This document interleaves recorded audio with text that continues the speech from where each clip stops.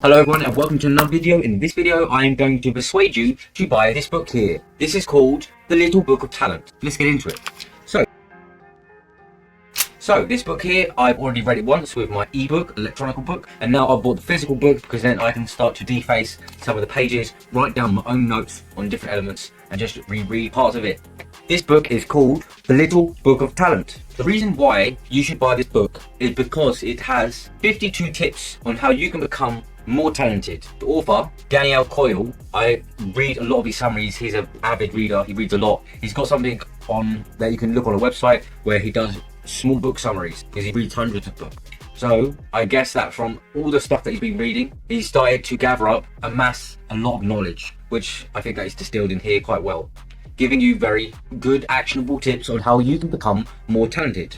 In the first pages, it has a quote by Aristotle. "We are what we repeatedly do. Excellence, then, is not an act, but a habit, a continuous habit." If you go on, and then if I start on the first page here, you can see the highlights there. So the first tip is to stare at who you want to become. And although this sounds quite strange, there is a lot of scientific evidence that suggests that this is very important. The mirroring neurons is when the synaptic nerves in your brains from observing others mimics who you're observing, and your brain starts to develop in a similar way. So when you're observing other people, watching who you want to become, your synapses start to rewire in similar ways. You want to be staring at them to the degree where you're barely even blinking, as it says here. Very observant. You need to be more observant. Tip number 2, spend 15 minutes a day engraving your skill into your brain. 15 minutes is important, as it could be considered part of the Pomodoro effect, or spaced repetition learning. Spaces in between the repetitions of your learning. I've spoke about this previously in other videos, and in this book it's got distilled sections or tips of why it can help you become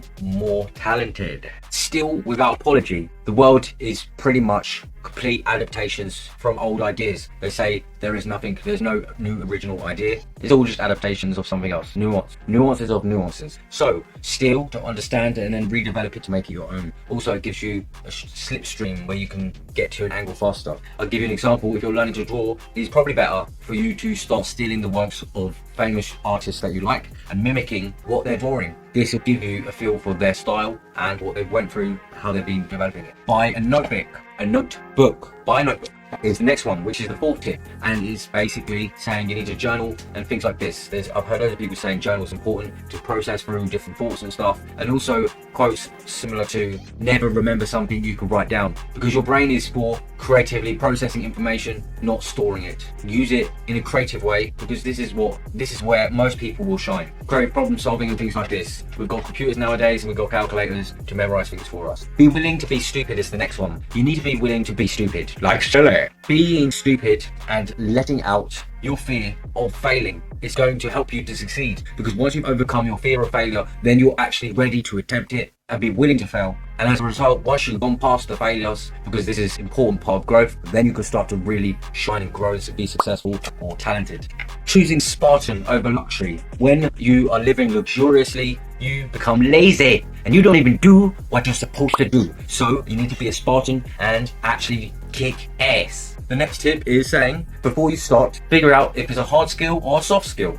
The differences between a hard skill and a soft skill is a hard skill is a skill that is developed. Hard skills are ideally skills that are performed through a process, one single path, that's normally leaving less room for creative freedom. And soft skills is stuff where you have to kind of move more agilely and kind of wing it, almost intuitively winging it. I like things like this. I'm not going to read into loads of it, but they're just their subtitles of the tips. To build a hard skill, work like a careful carpenter, chipping away. The careful carpenter chips very precisely, honing in on the skills.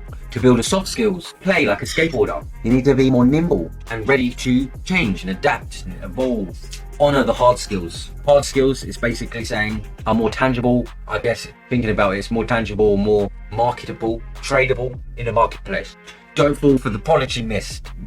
Don't fall for the prodigy myth. There is no such thing as a prodigy. Well, there is, but I mean the skills are developed over time, and most people can develop them with the right techniques and the right processes. Look at mnemonics, for instance. You can do unbelievable things with mind and memory with some very, very simple tips. Very simple. Surprisingly simple. Stupidly simple. Ridiculoso simple. Finding the sweet spot. Flow state. Where is the sweet spot? Is it too hot or is it too... So with the sweet spot, it is talking about when you're making an 80% success rate. Not 100%, because then it's too easy, but 80%. So once out of 5 times you can fail. That's the sweet spot. Take off your watch. Just take it off now, because you don't need time. You need perfect repetitions, not time, perfect repetitions of practice.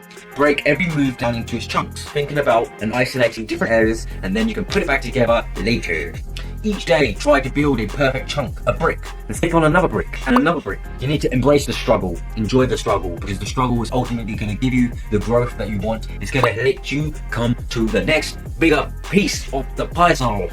Choosing 5 minutes a day over 1 hour a week. Some people do their Spanish classes, or they do their jiu-jitsu classes, or X, Y, and Z, 1 hour a week. But it can be more ideal to do 5 minutes per day consistently. And this is because you're going to be rewiring your brain consistently. Spaced repetition learning, Pomodoro technique, and you're actually, before you forget any of the bits of information, you give yourself the opportunity to try and revisit and recall what you've learned, strengthen all the surrounding synaptic nerves towards that memory to make it stronger. Don't do drills, instead play addictive games. If you can develop an addictive game, it is better than drills because you can do it consistently and you kind of zone out or zone in. But when you do drills, it could feel like a chore and it could be making it more difficult. I normally try drills, and this is because I don't think of any games. The next is practicing alone, practicing by yourself, like what I'm doing right now. I guess this can help you, give you time to reflect. I'm not reading it right into it, I'm just explaining what my take is on it. Thinking in images. Again, if you look in mnemonics and in how you're encoding memories, we're very visual creatures, and if you can think with pictures, then you can deep root it into a different part of your body.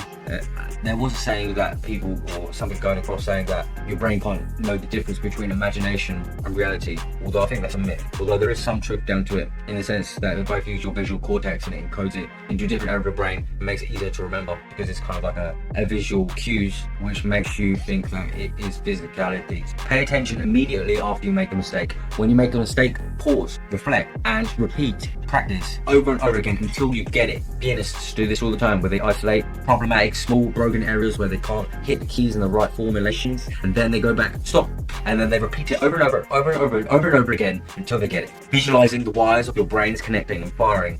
There's loads of stuff about this, but I don't really want to get into it because I don't really know that much, to be honest. Visualizing the wires in your brain getting faster is the next tip at 24. Slow things down, slower than even you think. Slowing your practice down when you're running, try and do it slowly. Try and think about it slowly. Try and do the movements slowly, because then you can fine tweak parts of the moment, parts of the movements, parts of the steps very finely until you get it right, and then you speed up the process again. Close your eyes, meme it, take a nap, take a break. I spoke before about interleaving project, where you take breaks and then you can come back with fresh eyes. I'm not going to go through all of them. That is all I've got planned for today, and I hope you enjoyed the video, people. Again, buy this book. This is called The Little Book of Talent. I'm going to enjoy reading this again. Press a like and subscribe for future videos, okay? And take care. Bye bye. Bye bye. Bye bye. Take care, people. Take care, people. Bye bye.